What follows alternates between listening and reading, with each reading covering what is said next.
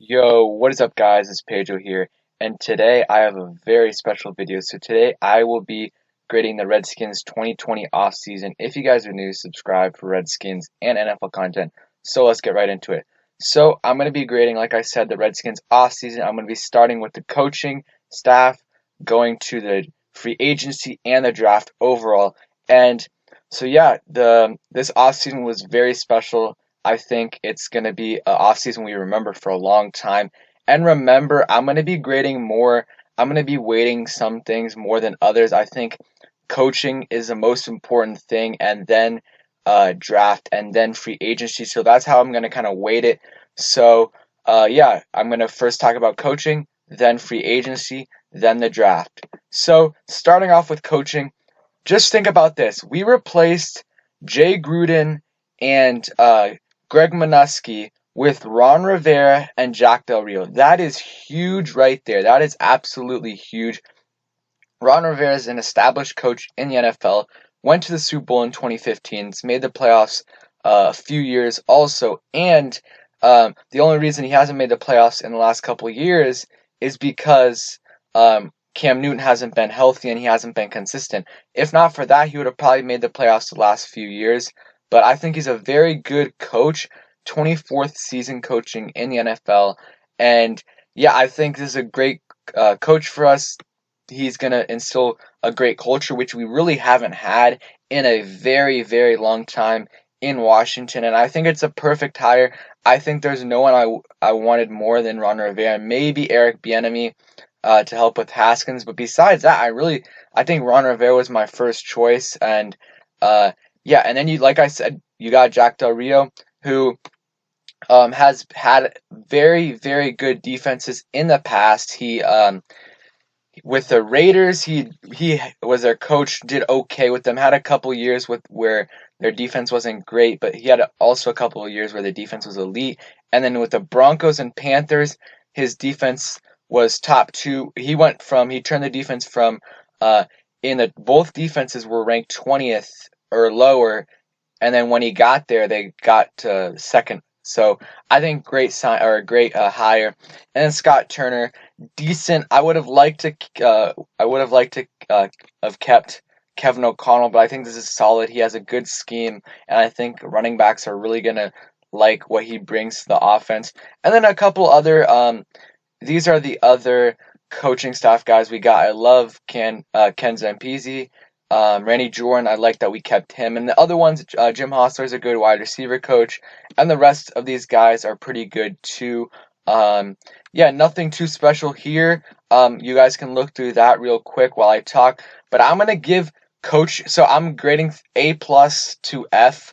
And then for everything, and then I'm going to give a final grade in total. So coaching, in my opinion, just from going from Greg Minuski and Jay Gruden to this, I'm giving it an A plus. Ron Rivera itself is probably an A minus, but then you got Jack Del Rio, who's an A plus defensive coordinator. And also something to keep in mind, we also fired Bruce Allen, so that's another thing in this offseason that is going to help our grade out a lot. Bruce Allen was terrible for us for 10 years. I don't even like to mention the name, but it is needed in this video, and we're going to hopefully replace Bruce Allen with Kyle Smith, which would even bring this grade up even more. But some of these guys I like on our coaching staff, like I said, Ken Zampese. I like that we kept Randy Jordan. Hostler's pretty good. And then Chris Harris, our defensive backs coach, I also like him too. He has a good relationship with Kendall Fuller, so I like that. And then you got Luke Del Rio, offensive quality control coach. So I like our coaching staff a lot. Only thing I didn't like is not keeping Kevin O'Connell, but that's pretty much it. Especially since we're going to have to change the offense this year, and that's not going to help out Haskins. But overall, really good coaching staff. I think this is going to help out a lot for our record this year, hopefully. And yeah, now let's go to free agency. I'm not going to spend too much time on free agency, but I think, yes, we didn't get so many huge impact players, but we got a couple in Kendall Fuller, who's going to be a starting cornerback for us next year. Sean Davis, who's going to be a starting free safety, probably. And I think Sean Davis is going to be a hit or miss player. He could end up being really good. He had a really good year in Pittsburgh a couple years ago, but last year had a bunch of injuries, which kept him off the field for the whole season except for one game. I'm not putting too much confidence in him, but I think he could end up being a good, solid contributor. Wes Schweitzer is going to compete for that left guard starting spot, but he will be a good depth guy, which is what we've been needing for the last 3 years because we've led the league in injuries for the last few years. So I think getting someone who can come in and be when someone's hurt and he can come in and be decent, I think that's not bad. And then J.D. McKissic, good pass catching back, is going to help a lot on third down. I think he will make the team. I think that was a decent signing. Cornelius Lucas, another depth guy who could start. He did start some games last year with the Bears. We'll see how he does. Logan Thomas, I think right now he might end up being our starting tight end. We will see how that works out. He showed some promise last year, but nothing special. Peyton Barber, I think out of all the free agents we signed, I think he's the most likely to get cut, but he is an okay running back. Really doesn't get many yards per carry, but he's a solid big guy, and I think if he makes a team, he might be able to contribute, but we'll see. Richard Rodgers, another guy that could possibly get cut, but we'll see. We do need some help at tight end, and his dad is on the coaching staff as one of the linebacker coaches, so we'll see about that. Ronald Darby, another decent signing, low risk, possible high reward signing. We got him for $4 million. We'll see how he ends up doing, how he ends up playing, and I think this guy, he didn't play that good last year, but that's partly because he was playing through injuries the last couple of years. And I think if he's healthy, I think he could be a solid starter, and we could re-sign him in the next couple of years, for a couple more years. Cody Latimer, I think he's going to make the team, but he'll be a solid contributor, maybe like 400, 300 yards. Thomas Davis, he's probably going to start. So in free agency, we got a few starters in Thomas Davis, Sean Davis, and in Kendall Fuller, and then a couple other guys that might start in Logan Thomas, Cornelius Lucas, and Wes Schweitzer. But those are the three that are probably going to start. Logan Thomas and those others might end up starting. I think this is okay free agency. Probably would give it a B grade. Nothing more than that, nothing less, nothing too special. I think we could have gone out and gotten like someone like Austin Hooper or someone like that because our tight end position is very weak. But I think we did address some weaker positions. Just really wish we would have went after tight end more and maybe cornerback more. But overall, solid class that's going to help instill the culture that Ron Rivera wants, and a lot of depth guys, which we have needed since we have so many injuries, and we end up putting guys that aren't prepared to play. So I think there's a lot of solid contributors on this list, including Kendall Fuller, Sean Davis, McKissic, Logan Thomas, and Ronald Darby, and there's a couple more. And we also re-signed a couple players, or franchise tag Brandon Sheriff. We brought back Nate Orchard and re-signed, I think, Caleb Brantley. So not bad. I think this is a decent free agency class. Nothing too special. The good thing is we have so much more money for next year to re-sign some players and to get some bigger names. So next is our draft. I already made a separate video on that if you guys want to go check that out. I gave our draft grade a B plus or A minus B plus. I think we got the best player in the draft who's going to be an immediate day one starter who can help out the team and might be our best player after year one. And then we got a couple offensive weapons for Haskins and Antonio Gibson and Antonio Gandy Golden. Some solid pieces that have really, really good potential. I really am intrigued to see how Scott Turner is going to use Antonio Gibson.